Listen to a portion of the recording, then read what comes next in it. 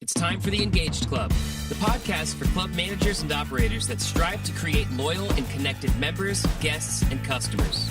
Here are the two guys with the club management and digital marketing advice you need to realize your club's potential. Jim Hope and Roger Kincaid. I'm Roger Kincaid, the CMO of Off Course Golf. Jim Hope, the GM of the Derek Galton Winter Club. How are you, Rog? What are you going to talk about today? Oh, man, it's a great day, Jim. Today I'm going to talk about the important role that your website plays. And this is something that kind of baffles me, actually, Jim. I don't want to sound like a bit of a jerk here, but, you know, I've looked at hundreds, maybe even into the thousands now of golf club websites. And some of them are just phenomenal. I mean, they tick all the boxes of what a good, dynamic and responsive website should be.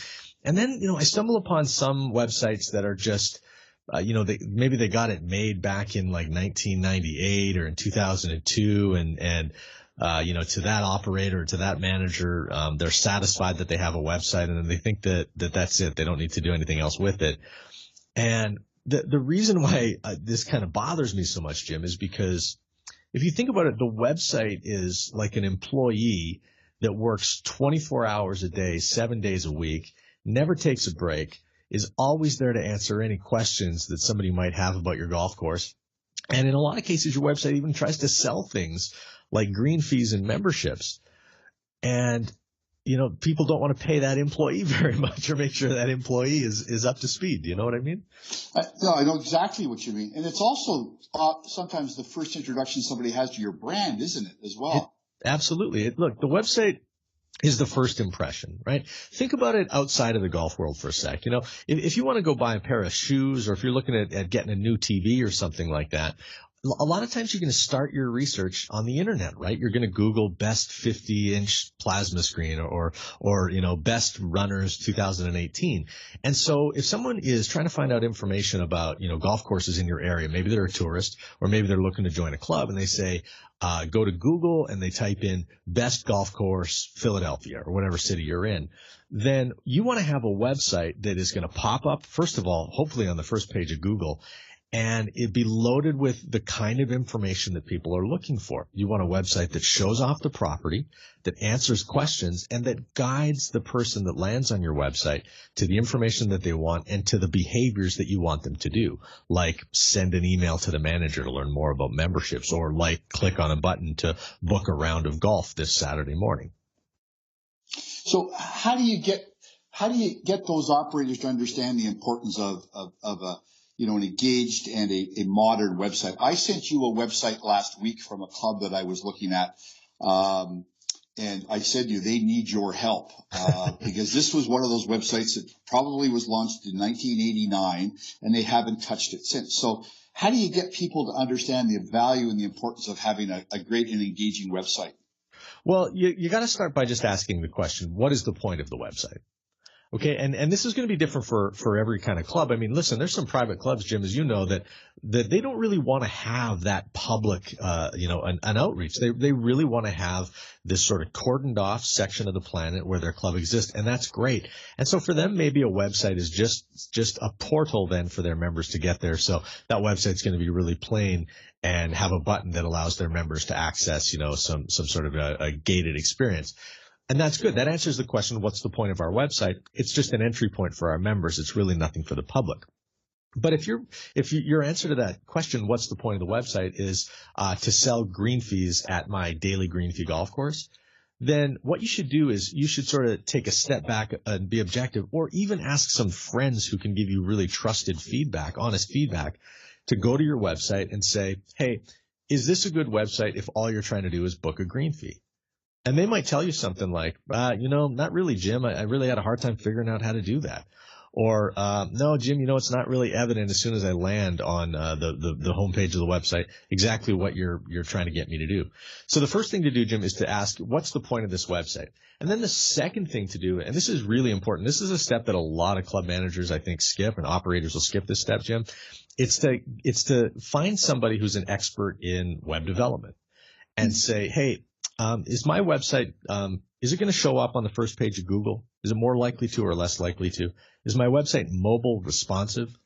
And that's important. I'm going to come back to that in just a second. And is my website optimized? Is it fast? And does it provide a really good experience? So these three questions, Jim, these are the things that are going to impact your search rankings. Now, that's important if somebody goes and they types in to Google, golf courses in Philadelphia, right? If you're in Philly, you want to be one of the first golf courses on that Google search engine result. We have this joke in web development. What's a good place to hide a body? The second page of Google. Because no one ever goes there, right? You want to be on the first page. That is so true. Right. So you want to ask that web dev, hey, does my website, does it SEO properly? Is it responsive? And here's what mobile responsive is, Jim. Does it look really good on an iPhone? Does it look good on someone's mobile device? About 50%, probably even more of your website traffic comes from mobile devices. Okay. And so if your website isn't optimized for mobile, if it's not mobile responsive, Google's just not going to show it to people when they try to find them using their search engine. If your website isn't mobile responsive and somebody does manage to get to your website, they got to do that thing, Jim, where they pinch and they zoom in on the website and they're trying to find the buttons and read that microscopic text. They're not very likely to want to book a green fee there. It's too difficult for them. They'll just click the back button and move on to another golf course. So those are the things that we really need to consider. And when you talk about that website that looks like it was built back in 1989, which is like 7 years before the internet. Okay, maybe it was the late 90s. Okay. I like the analogy. I like the joke. But the point is that when you look at that website that was built a long time ago, don't you think it's worth it to refresh it? Let's say it's going to cost you $2,000. Just you could find a different deal out there, but let's say it's going to cost you $2,000 to get your website updated. How many green fees do you think you could sell if you refreshed that website? How many more membership leads do you think you could collect?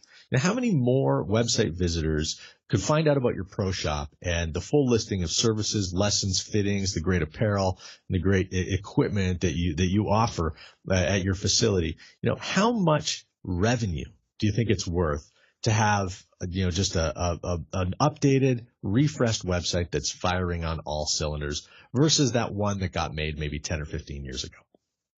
Well, isn't it, Roger, and this is a saying that I took from you, isn't it just table stakes in the game today? Isn't it just what you need to get into the game? You can't play the game with a great and interactive and relevant website, just like you mow your greens every day. Why? Well, because you have to, because you're a golf course and that's what your customer expects. Isn't that just what your customer expects today? Well, sure it is. And when you are surfing the channels, Jim, and you're just flicking through the channels like light speed, deciding what you want to watch. Yeah. And it's like you're just firing through the channels. You go 2, 3, 4, 5, 6, 7, 8. But in that half a second that you see what's on the channel, your mind actually processes do I want to stay here? No. So if you think about it, when we look at different websites and stuff like that, when we make instant judgments about the websites that we look at, and when you get to a kind of a crappy looking golf course website, we immediately draw this correlation. Oh, the website's terrible. I guess the golf course is terrible too. And that may not be the case. I mean, goodness, there's great golf courses out there, Jim, that just have bad websites. So it's a real disservice to the rest of your property if the first impression that somebody gets about your property about your golf course is from your website. If the first impression that they get is, wow, this place must be terrible, then you've kind of lost the game, on the first down there. You've got to do everything you can with that first impression, because like you say, it's table stakes. We're making judgments and we're comparing it to other better websites. I refer often and will in these podcasts a lot to moments of truth, right? Mm-hmm. It's a moment of truth that you have with your customer that they're going to log into your site and it's going to be, do I like you or don't you? And they're going to make that judgment call pretty quickly. You're absolutely right, Roger. So here's what you do. Ask yourself, what's the point of my website? See if you can bring in a trusted outside party to look at your website with you and give you some feedback. This doesn't have to be an expert in website development, just somebody who, has been on the internet before and knows what they're looking for when they're surfing a quality website. And then, maybe you want to take in some professional advice. You can certainly reach out to me, Roger at offcourse.golf, and just say, hey, man, would you have a look at my website? That's a service that we provide for free. And, we'll let you know if it's SEO optimized, if it's, mobile responsive, and if it's a fast website, or if you can make some improvements on those fronts. And consider this. This is what I said right at the start, but that website, it really is an employee that is trying to collect leads for your property, for your golf club. It's trying to sell green fees and memberships, and it never ever takes a day off. So think about what you should pay that employee on an annual basis. This has been the Engaged Club podcast with Jim Hope and Roger Kincaid. Don't forget to subscribe, rate, and review this podcast. If you like what you heard, share it with your fellow club managers and operators. Until next time, thanks for listening.